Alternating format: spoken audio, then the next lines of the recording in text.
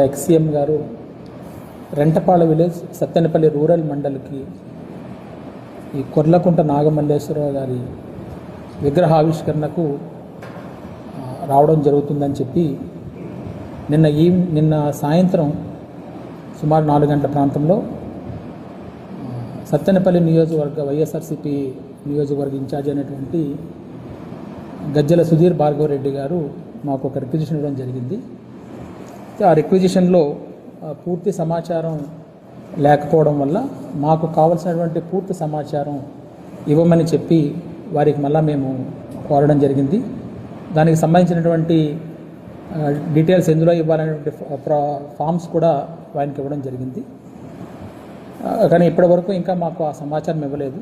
ఇందులో మేము అడిగిన వాటిలో ఎంతమంది వాళ్ళు ఇచ్చిన రిక్వెజిషన్లో హ్యూజ్ క్రౌడ్ వస్తారని చెప్పి మెన్షన్ చేయడం జరిగింది.